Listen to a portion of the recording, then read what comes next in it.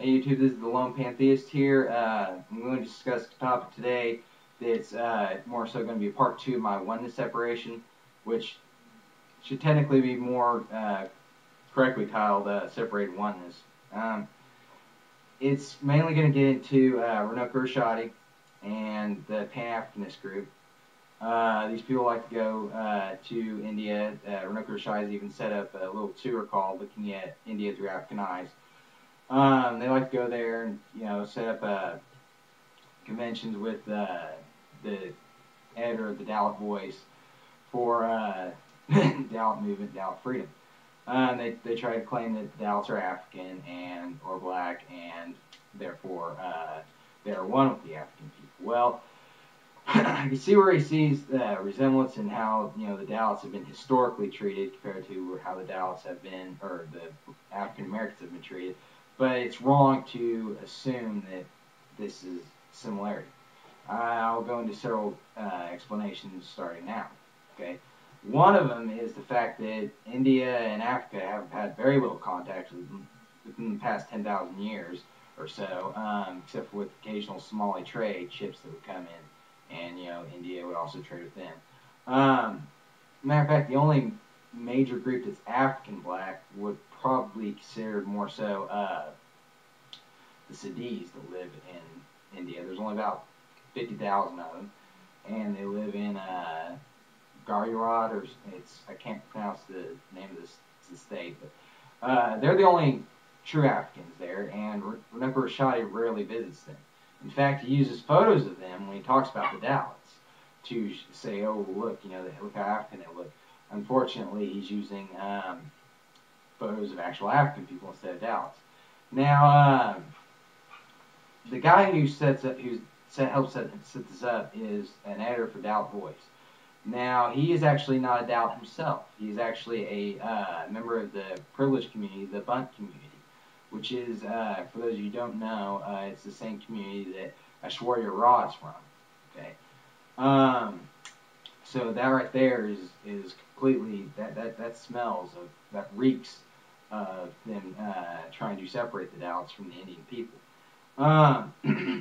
Now he goes into detail, tries to say that that they're African and blah blah blah. This will further, in my opinion, and many others, disparage the Dalits, because this is saying, oh, what they say about you is true. You're not really Indian. You're actually from Africa, so you don't belong here.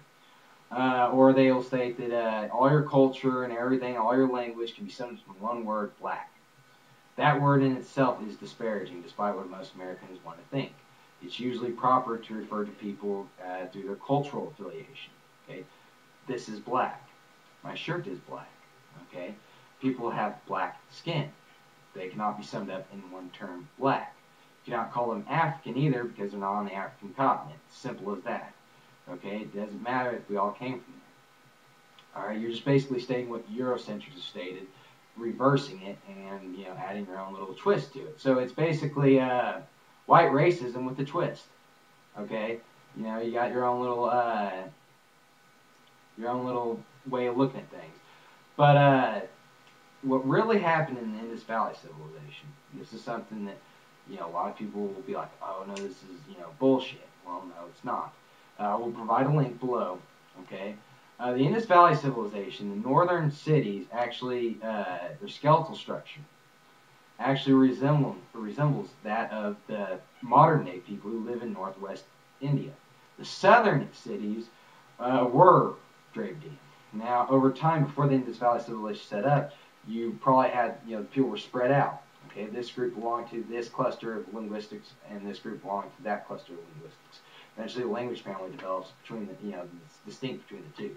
Indus Valley civilization comes around. There's trade between the cities. They are now dubbed the same civilization.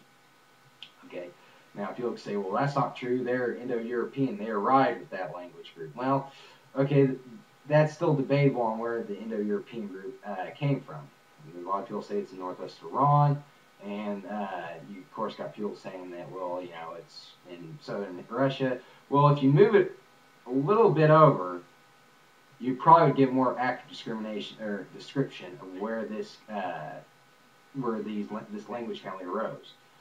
But what happened is there was a drought. Okay, if anybody knows anything about droughts, they tend to dry up crops. Okay, without water, you can't have food. Now you have a bunch of people who are hungry and thirsty people make for pissed people.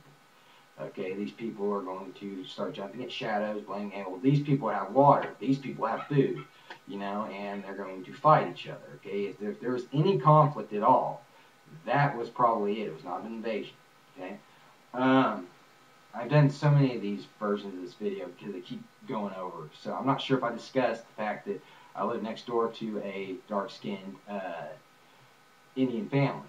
Okay, their daughter is dark-skinned. She married a dark-skinned Indian man. They had a baby. The baby came out white. I was interested, so I inquired in on why that was. You know, I mean, it's very light-skinned. They're a particular group of Indians because, yes, Indians are multi-diverse people. Okay, they're a particular group of Indians. At least that I know, their skin darkens more. They're exposed to, you know, sunlight, and it darkens. It goes from white to black, basically. Now that's with most people. You know, all the peoples of the world, their skin gets dark. Matter of fact, I'll discuss this in a moment about how this, you know, the racist ideology developed. But anyway, so that makes sense. You know, you also got the latitude variation. You know, you have the southern India, which is down there by the equator. You have the northern India, which is up there by the Himalayas. So you're going to automatically, over time, as the population is drift apart, they're going to develop different skin tones.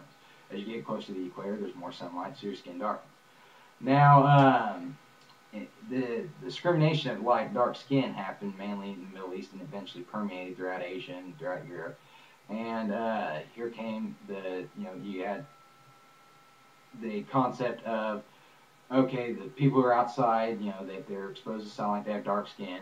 You have people who are indoors who are nobles and stuff like that, they have lighter skin. So it's easier to pick out who's on the bottom on the totem pole. Okay, he does the menial jobs because he has dark skin. She's a princess because she has light skin. She spends most of her days in the palace. Okay, well, this, like I said, permeated throughout Asia and eventually right in Europe. So here comes Europe down to Africa, buys African slaves for the most part. Some of them were captured illegally. They come over to America, and what do you know? Once again, the darkest people are on the bottom, and the lighter skinned people are on the top. But this is not completely accurate because there were white farmers. Okay, in the late 1800s, an organization developed called the Black and Tan Organization. You can look it up. It was tan-skinned farmers and black people joined together. Granted, the African black slaves were probably more disparaged than the farmers were, but they were still low on the totem pole. Why? Because they had menial jobs. Okay, people can see, okay, he's a farmer, he has dark skin, hence the term they have tan in their organization name. Okay, so even within the same race, and in Middle East and everywhere, with the same race, it was like that. Okay, so the race lines weren't concrete like people think they were. It was just a simple notion of the fact that people who have darker skin tend to be out in the sun more, and people who have lighter skin aren't, so therefore they're of higher class. That was the belief that was instilled upon the society. There are light-skinned Dalits that live in northwest India. The Dalit is more so a designation. Caste system is more so like a class system that you're born into. It was similar to this in Europe, ancient Europe, and kind of so in America, where you have the rich, the middle class, and the poor, only that they actually gave them names, you know. You have the Brahmins, who are the priests. You have, you know, it's even in the Bible. You have the Levites, who are the priests, and you have this tribe does this, your tribe of Gad does this, or Gad, or whatever.